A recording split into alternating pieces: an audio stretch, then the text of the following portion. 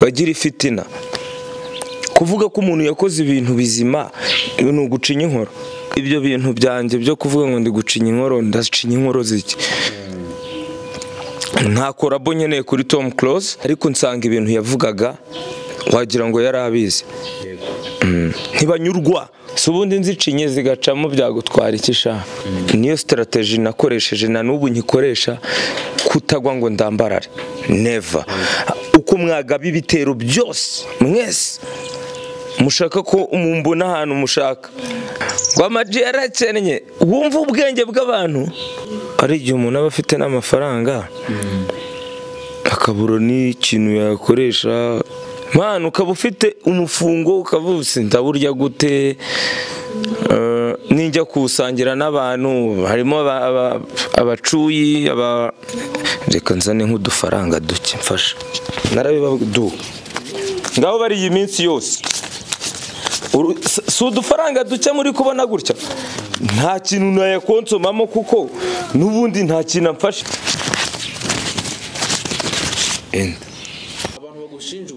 Nakennye nta ribi nariko kucisha batinya mwese ndabatinya ndanabuba, ariko iyo unyubahutse nanjye wibuke ko ndi umuntu. Indyarya nazo ntago wabona umuntu wanditse hano kuganga ngo indyarya, oya umukunzi, oya wowe nukubana na bose bikivanga, umufundi n'umuyede, irondo n'ibisambo byose ukaba uri kumwe nabyo. Kigali News Channel. Stay connected, stay entertained, and stay inspired with Kigali News Channel.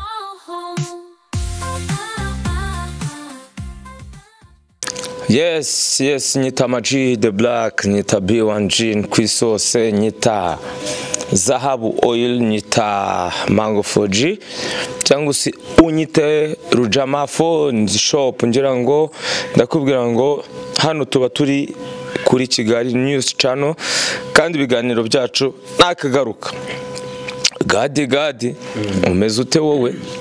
Yemeze neza, umeze ute? Shandaho ndashima Imana.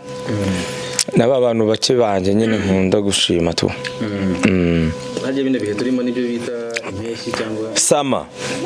Kubera ko twagiye tujya mu mashuri twize ko ari impeshyi ni sama. Uyu muhindo ryari? Yo byahinze. Umuhindo. Shano kuri ntago najya kwiyemera ngo mvuge ibintu byinshi nzi impeshyi, nzi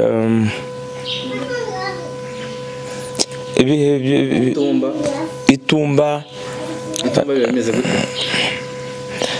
Ncyagihe nyine urashaka kunkotoza mani, ariko uvuga ikintu kubera ko mu mutwe umuntu aba afite igihe cy'imvura nyine. Numva imvura yatutumbye hakaba n'urugaryi iki harabita kuba iki, ari amazina bayakuraga tugeze muki cyane muri iki simbizi, ariko ni iki. Ariko ubu turi meze fresh ntari Imana. ubuzima bufashe neza, life is Gucci. Narebi kabisa. ese ikiganiro duheruka gukora wakibonye gute? Abo babonye nyine abantu baracyakiriye gute muri rusange? Ibiganiro se twakoze ko ari byinshi. Icyo duheruka Iki ngiki cy'imyumbati, oya hari icyo duheruka twavuga kuri saga ziri hano hanze ziri gutrendinga se. Nabonye bari kukireba neza tu ntari muri iki kiganiro muri comment zaho, ariko zo comment ko nakubwiye ko njyewe ntajya nsoma comment. Ubwo se bitaniye no kujyamo nanjye nkazirebera. Ngaho mbwira numve utikire.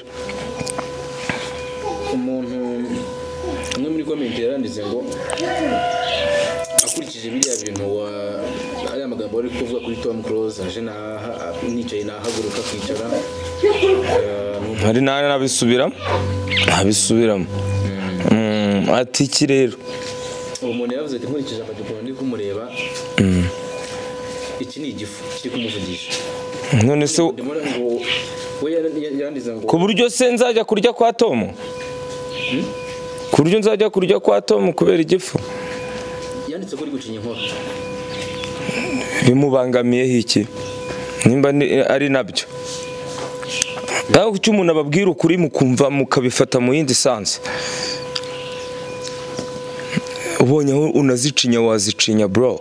ese gucinya inkoro ni ukugira gute? Kuri understanding ya simbizi. uwo muntu nawe wabona ari umwe muri ba bandi bagira ifitina. kuvuga ko umuntu yakoze ibintu bizima ni ugucinya inkoro kandi ibintu byagaragariye buri muntu.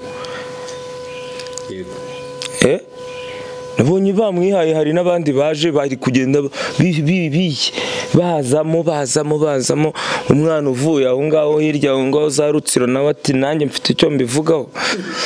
ukabona undi araje avuye Ngororero nanjye ndavuga gutya na gutya wa mugani. ubu ngubu ibyo bintu byanjye byo kuvuga ngo ndi gucinya inkoro, ndacinya inkoro ziki? nta korabo nkeneye kuri Tom Close, kereka wenda tubyumvikanye twayikora. sivyo ko nta twaranayikoze already, nta biryo nyeneyeyo, nta kibazo mfite, kereka nyeneye nk'amaraso.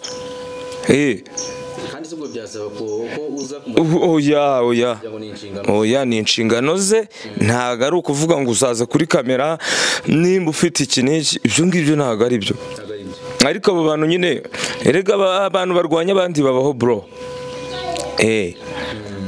so rero njyewe kumvugaho nuko batajya baza ngo bavuge tubabone nkurebe mu maso wowe uri kuvuga ibyo bintu. wamubwira nk'iki rero?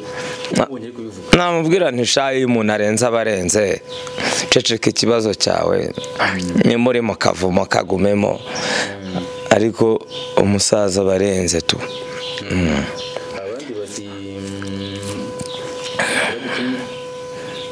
yarantumye se? oya ntabwo yantumye, kandi niyo yantumye. njyewe mani nuko mba mbona umuntu ashaka gusuzugura ibintu umuntu yagezeho, ibintu yakoze, ibintu tumuziho. urumva nakurikiranye kare ikiganiro cya David Bayinga n'uburyo bajya gukora indirimbo muri Kampala ukuntu byari bimeze. noneho bafashe twa tuvidewo twe twa kera twose, ariko nsanga ibintu yavugaga wagira ngo yari abizi. ntibanyurwa. ariko nimba ndi gucinya inkoro, sibyo? nta nkoro z'iwanyu ncinye, ahubwo uri gusakuza uri kuvunika.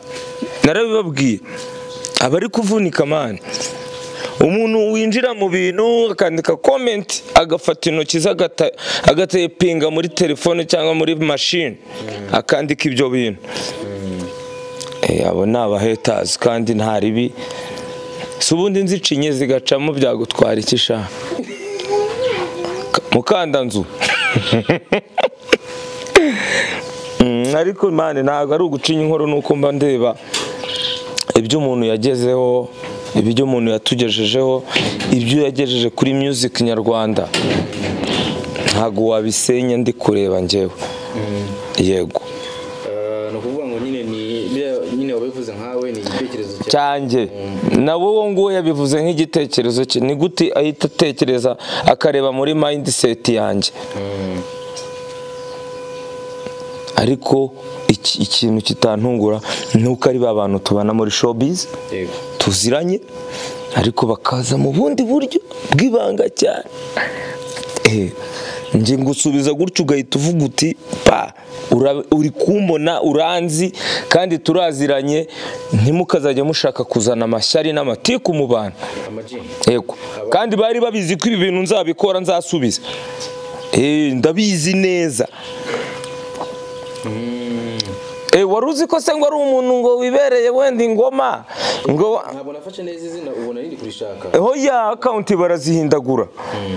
ariko ukuri kuzahora kuganza bro.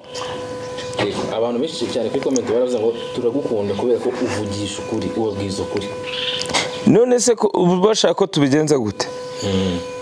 Uraceceka ngo harakora ngo cecekanye ubugome, wavuga ngo uri kuvuga ibigambo byinshi, wababwiza ukuri ngo uko kuri ni kwinshi, ubundi ukuri guke ni ukuhe?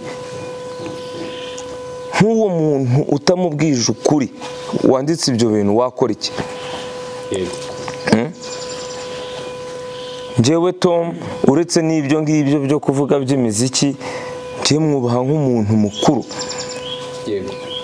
umuntu w'umuregent, umuntu wagize icyo yigezaho kandi abinyujije no mu muziki n'akazi ke. Wowe ukaza none ushaka gufekinga ibintu yakoze, never.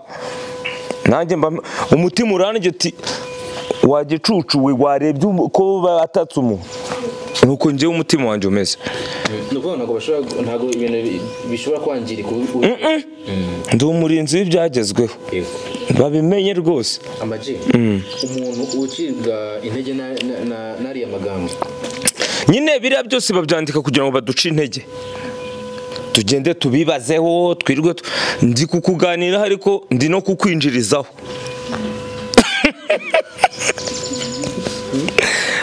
Wowe iyo comment itumye impa akazi ko kukuvugaho, nubwo ntakuzi ariko wowe uranzi. Turanaziranye nuko nyine wambeshya ko atari wowe ariko mba mbizi. Nkahita menya ngo uyu muntu ni God, cyangwa se ni umuntu wari uri kumwe na God. God yamubwiye ibi bintu. Nuvuga ngo hari ukuntu umuntu ashobora gukorera ikintu ugahita uvuga ati ni kana. Nkahita mbimenya. Hakaba hari n'abandi bazi kunyosha mu tundi tuntu, nk'iyo yanditse mu Cyongereza hari ukuntu uzi ko umuntu ajya gufata comment akajya kuyisobanura ngo bayimwandikire mu Cyongereza kugira ngo ubabaze amani, never. Ubu uri guta inyuma ya Huye. Amaji, wowe n'iryari wigeze uvugwaho ukumva ucitse intege noneho muri ntago nta n'igihe na kimwe kigeze kinshi intege, kandi ni nayo purpose nihaye, niyo strategy nakoresheje na n'ubu nkikoresha, kutagwa ngo ndambarare, never. Uko mwagaba ibitero byose mwese mushaka ko umumbona ahantu mushaka, ese wowe utekereza ko ari nkahe bakwifuza? Barashaka kuvuga ngo mve muri social medias, ndeke kuririmba, nze hano gusabiriza, nze hano gukora ibiki n'ibiki. No, mwereke umushinga bro. Ndi mu kazi, wowe uri mu kazi ko kuvuga. Uzi ko umuntu atega moto akajya kubwira inkuru umundi muntu uri muri ahantu yategesheje nk'igihumbi ku makuru ya Maji. Noneho ukuntu ari abana babi, wa muntu yabibwiye agatega nawe mutaje kumbwira iki ibyo wa muntu yamubwiye ngo se nibyo koko, aje kubaza agafata umutara ati ngiye kubaza ko ari ibyo koko. Nkibaza ibyo bintu birabafasha iki? So rero ubuzima bwacu tubayemo, njyewe narangije kubona ko kunshi intege ntabwo byakunda. Uzambuza guhinga nzorora, uzambuza korora, mfite na kategori A B C D. Ntanabona umumotari njyewe buriya ntumbona uko. Hari umuntu wavuze kuri live ngo Amaji yarakennye. Wumva ubwenge bw'abantu, gukena k'umuntu ni ugukura imyumbati. Ese umukire harya bamusuzumira kuki? Nyine ushobora kureba umuntu ukavuga ati uyu muntu ni umukire cyangwa ni umukene? Umukire ni umuntu ubana neza n'abantu, ni umuntu uryama agasinzira, ni umuntu nyine ubayeho mu buzima yifuza, ni umuntu uri uwo ari we. Uwo ni umukire. Amaji, umuntu uri kutureba none ashaka nawe kuba umukire, ashaka kuryama agasinzira, ashaka amahoro. Areka ibintu by'amatiku n'ubutiriganya n'ibintu byo kwiba abantu, areka ibintu byo kwifuza iby'isi cyane.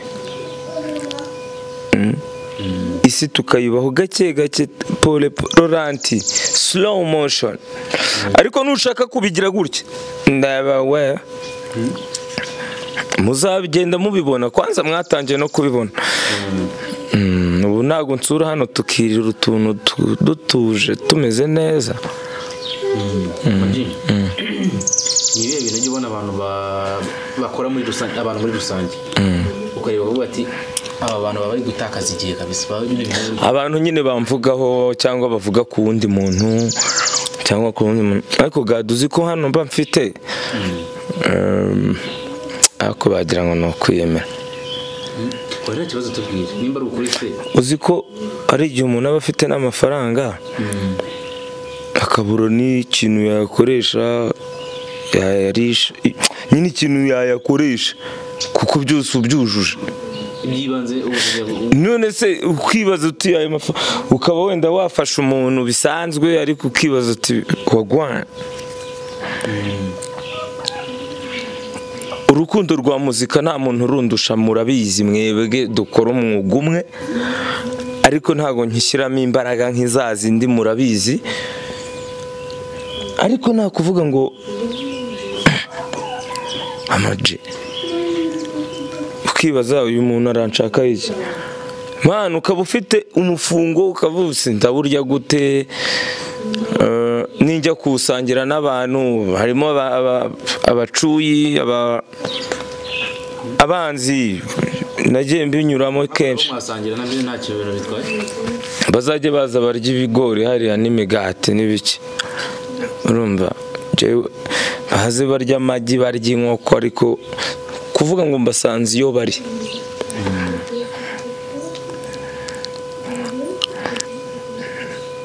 ntabwo ushobora kubasanga abantu bari rero niyo mpamvu bahita bavuga ati amaji yarakennye we siko amaji asigaye aba mu murima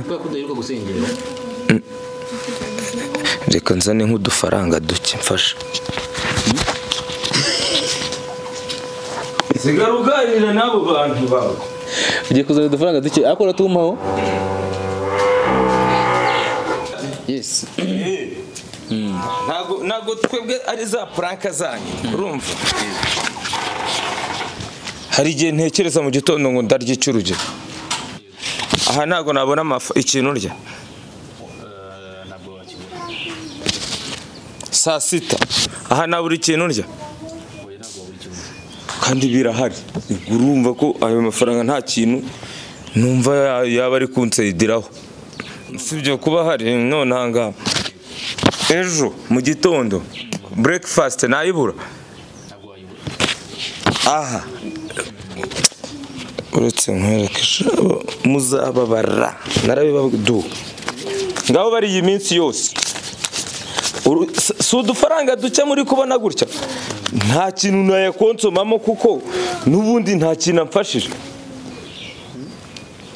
nimba nshaka kurya igitoki kirahari niba nshaka ibintu byose ngewe biba bihari ariko hari igihe mbona nk'umuntu w'umumama wenda yikoreye agataro nkamubwira ati mama ubwo rero abantu bazana ibintu byo badutazira ubukene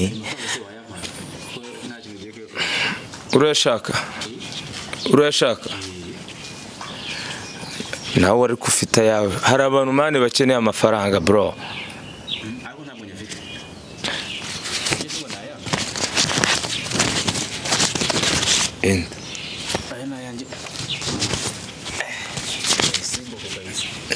si 30 ubwo se ibindi bintu muza mutubwira ngo ibiki n'ibiki man dufite ubuzima tugora abantu bagushinja ubukene we nakennye nta ribi nariko kuki ushaka ko ntabyemera ndakennye imirongo yarashize ariko utekereze man hari n'undi wanditse aravuga ngo bari kugura urukundo rwa muzika amagiri bavuga aho batangiriye umuziki irimo mu bindi bihugu bamaze kuba abasitari ku isi na hehe nanjye ndi umusitari wanjye ibyo ngibyo byo rwose bazabyihorera twatangiranye umuziki njye natangiranye nandi umuziki yatanze urugero kuri Diamond umuntu muri comment arimo none se njyewe Diamond twatangiranye umuziki si ubundi njye natangiye umuziki ndi mwihangana n'abantu ko nakoze umuziki wanjye nk'uko mbyumva n'ubu nkiwukora nk'uko mbyumva nakubwira ko yateye imbere mu buryo bwe n'ubwe nanjye mfite ubwanjye buri wese afite umurongo we yego njyewe nago mani nta muntu ndimwe mwirushanwa mwihiganwa mu kwemezanya never ntago bizakunda ariya mafaranga uzi ko ari ay'amagi batwaye none ibaze none hashira ukwezi wowe menya ngo uzi ko ari amafaranga hari umuhanzi uzicara agategereza kuzayaririmbira mu mezi 5 yanayabona akaba yayashora mu kwambara yakodesheje njyewe narabibabwiye cya kiganiro tuzagikora cyo kujya kukwereka uburyo nkumbuye ubuzima bwo kubuntu ariwe burarura nyine mubayeho nk'umuntu mani inkoko y'inyarwanda urayizi reka njye ntanga urugero ku nkoko hakaba na pondezi nako bino ko bindi bya pondezi umvasha urumva ikabira bitse ubwo bagiye kuzigaburira no kuvuga ngo inkoko y'inyarwanda kuki henda kurusha pondezi n'umwimerere igi ry'inyarwanda kuki rihenda kurusha iri pondezi yego njyewe rero ariko ibitubuka ntibipondeze ukeneye inyama nyinshi ni aho ngaho ariko mwimerere ni inyarwanda rero njyewe iyo nigereranyije n'abari abakapo bo bari abajene mpita mvuga ati wenda ndagakoko k'akanyarwanda nkatuza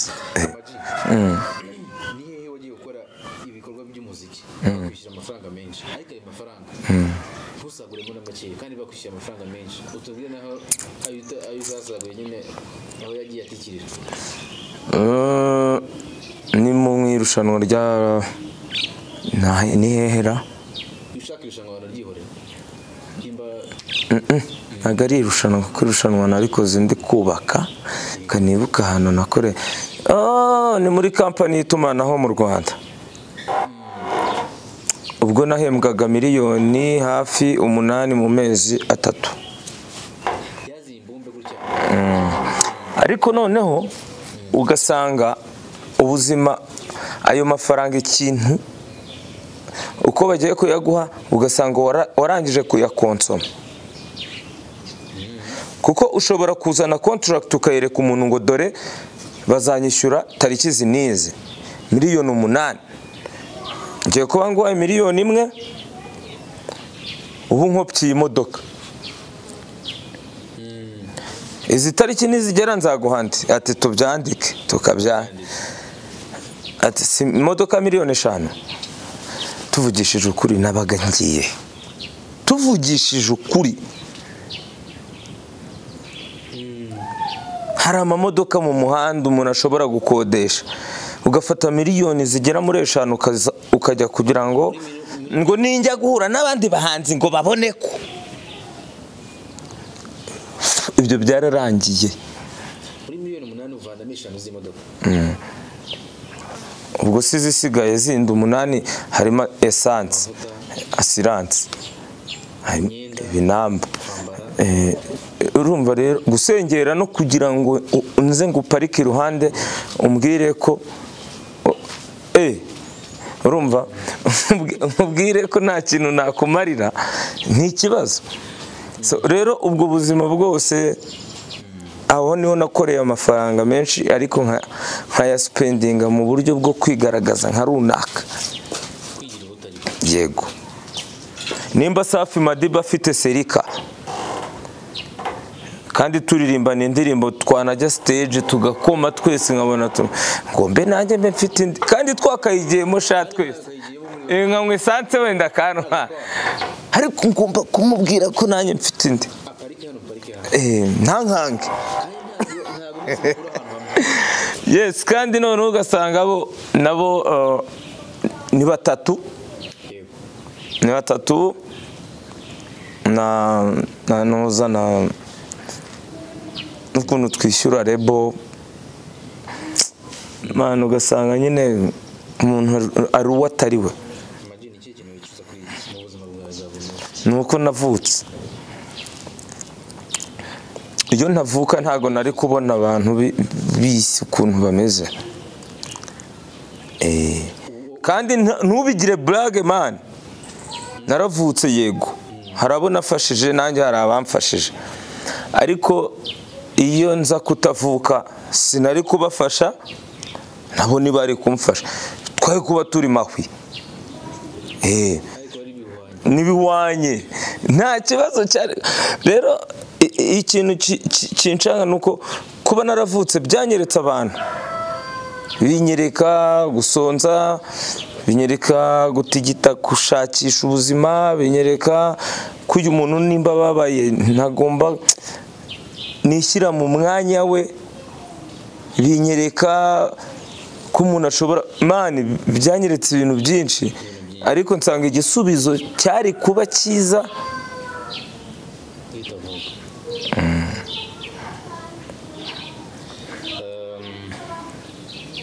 noneho rero waravutse uyu munsi ubu rero ni uguhangana nabyo ntabwo nabisubiza inyuma ubu ikintu kibura ni ugupfa yego ubu ngubu waravutse mwese ukora ikibi nibura ngo aba bantu njyewe ngerageza ngo bibe byiza none njyewe ngerageza gufasha abantu nshoboye nk'uko mbishoboye nkabana nabo tugomba kubana niyo banyihinduka ariko natanze akaboko kanjye nkavuga ati nubwo navutse sinavukiye ubusa hari ikintu nakoreye umuntu ava kuri levi agera kuri iyi so ku buryo niyo wavuga ngo uvuye no mu buzima wavuga ati yakoze ibi n'ibi n'ibi n'ibi n'ibi n'ibi ibyiza biganje yego ibyiza biganje okay n'utuntu wenda tw'utudega ntitubura ariko ikintu cya mbere nge nifuza ni ukuba umuntu wasize inkuru nziza imusozi bro yasiga inkuru nziza gati buri umwe wese oya si ngombwa bose hari abantu bashobora kuvuga ati uyu muntu yamfashirije umwana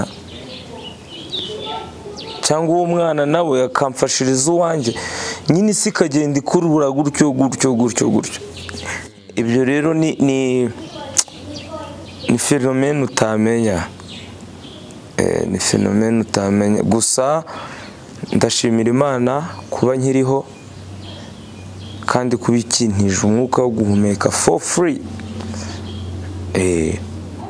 imagine iki kintu kigucanga kuri iyi suka kiburira formule nk'umuntu rigire umuntu ukibaza ngo uyu muntu ibi bintu uyu ni wa wundi nzi narinzi yabaye iki se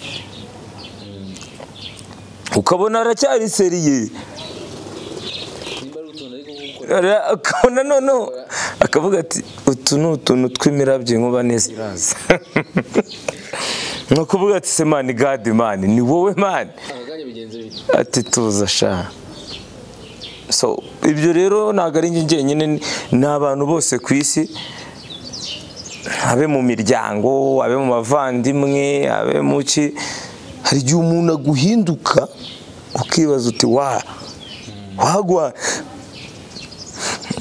umuntu rero guhinduka se gukora iki gadi ibyo byihorera winyibutsa ibintu bikomeye cyane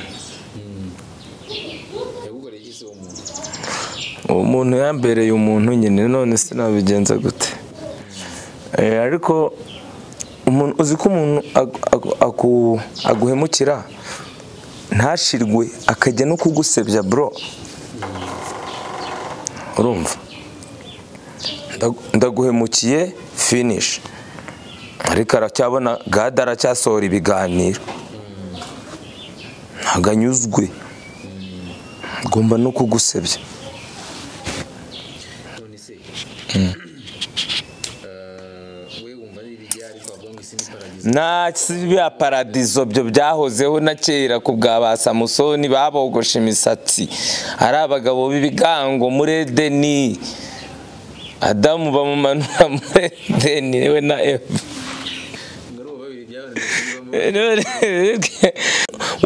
wabonye ibintu biri kuba kuri iyi si.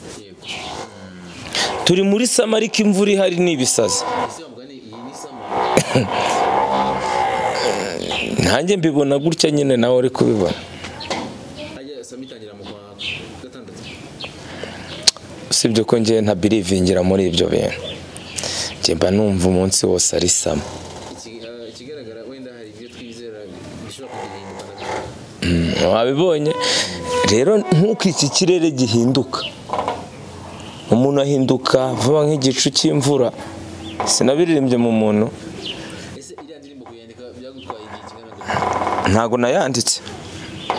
Njyewe ni ukumpereza beat gusa ubundi nkahita nkora feri.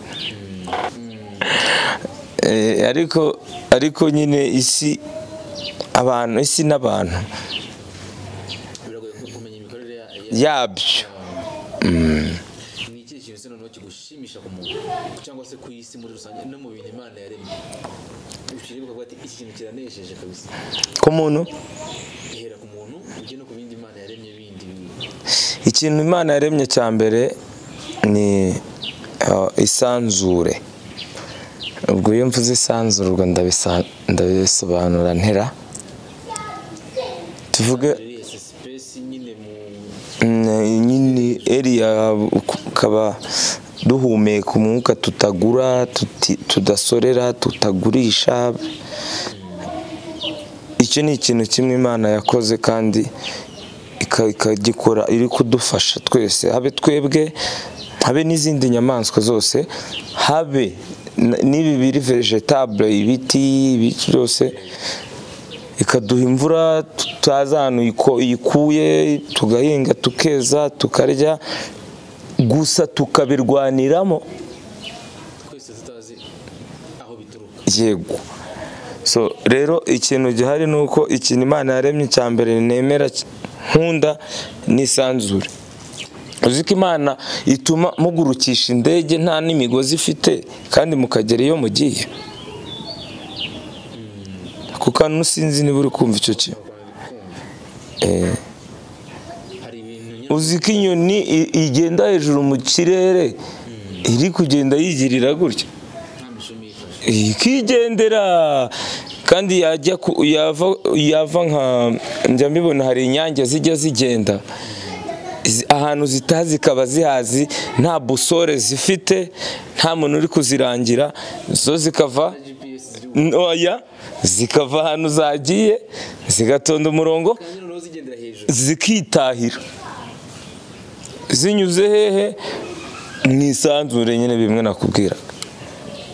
Ariko twe turi hasi ni ukukubona ngo ngikiriye ngicyo, ziriya nyoni zo zinyurira hejuru zigenda. Ntabwo inyoni ishobora kuyoba. Oya, ziba ziziranye, zizi n'ahantu zitaha.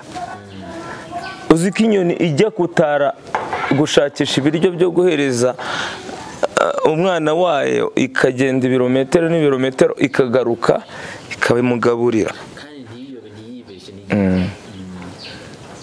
Ariko twebwe abantu ahubwo uba ushaka kwiba mama wawe mu ishakoshi ibintu yari afite. Umva ahantu dutandukaniye. Yatsimbye.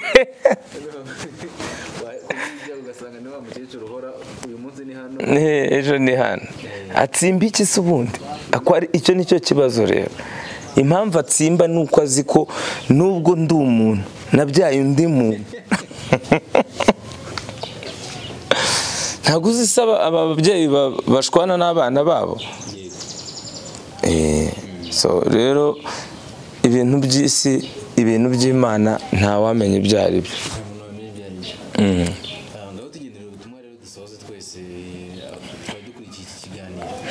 Ubutumwa rero ntabwo, ahubwo mwicare mushikame tube kuri iyi si neza.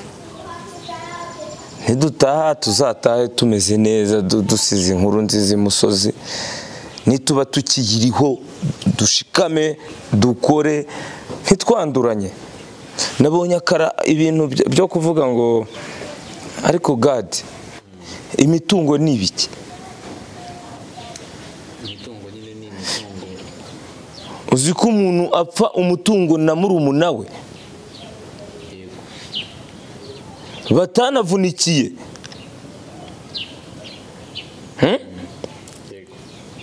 None se ubwo ngubwo umutungo murawubonye, nkaho mwashyize hamwe ngo muvuge ngo uyu mutungo tuwukoresha iki? Ntabwo utandukanyije n'abavandimwe. Ugahita ubatandukanya, ahubwo ukavuga ati njyewe tunukugurisha tukagabana, undi ati ntago tugurisha, undi ati hari umuntu wemera agatega indege avuye hanze bro, aje kureba isambu kandi amafaranga ategesheje iyo ndege yagura isambu. Urumva umuntu kugira ngo nawe yijandikemo muserere ko nta mikino nimba ari miliyoni 10 urugero, agatega sabana batandatu urugero, cyaba 7 cyangwa 4, agategesha nk'enye aje kuburana ibihumbi magana. Uwo rero ni we muntu. Umuntu se wamusobanura gute? Ntago nshobora gusobanura umuntu, nawe yisobanurire, isobanukirwe wisobanure. Jewe ntago kereka nsobanuye ibyanjye. Wowe isobanura. Ndabatinya mwese, ndabatinya. Ndanabuba, ariko iyo unyubahutse nanjye wibuke ko ndi umuntu. Inyubahutse ndi umuntu. Hari ukuntu umuntu afata ikinyabupfura akagishyira ku ruhande, ariko Imana izabindinde nanjye nkaba nakubwira ibyawe Mana, ariko nta muntu njyewe njya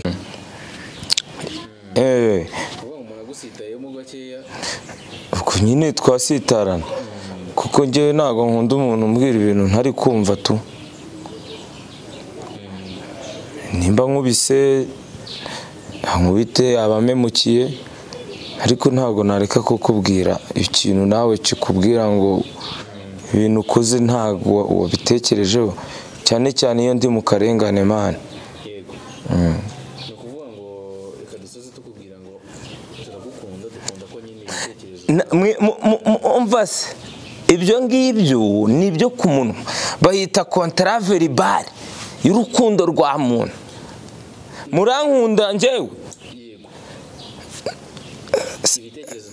Ibitekerezo byo tugomba kubibwira abantu kugira ngo wenda n'abantu na bamwe bagende bamenya abandi, urumva? Ariko nanjye ndabakunda. Buriya dukoze ikiganiro ukabona cyarebwe n'abantu 100,000, ntabwo ari uko batwanze. Nanjye rero ndabakunda, ariko murumva icyo mbakundira. Ariko ako kantu ko kuvugisha ukuri, kudakunda akarengane, kwifuza ko ibintu byose byagenda bityo abantu twabana neza, nta kuntu wakadushishikariza dusoza. Buri muntu dukunda ukuri kwawe, ariko nese nta butumwa watugenera nyine bwiza. Yes, nababwira ngo twagakwiye kubana neza nk'abantu. Nuzajya ujya guhemukira umwana w'umuntu, ujye wibaza iyo sinziriye nijoro ubuze ahantu uri. Uzi ko se ushobora gupanga guhemukira umuntu ukabipanga kujya kubikora mu gitondo ntubyuke? Uzi ko se ushobora kujya gushaka guhemukira umuntu ntugereyo? Uzi ko se ushobora kunyambura miliyoni 5 nkabona miliyoni 10? Abantu rero ikintu nababwira, tubane neza, kuko njye ibintu ubundi mbigenera igihe. Time igihe ni amafaranga, ariko igihe ni ubuzima. So njyewe nicyo nababwira, nzakomeza mbakunde. Indyarya nazo ntago wabona umuntu wanditse hano kugangangwe n'iryari oya umukunzi oya wowe nukubana na bose bikivanga umufundi n'umuyede irondo n'ibisambo byose ukaba uri kumwe nabyo ariko wowe umeze neza mu mutima wawe nicyo nababwira murakoze God. Kigali News Channel. Stay connected, stay entertained, and stay inspired with Kigali News Channel.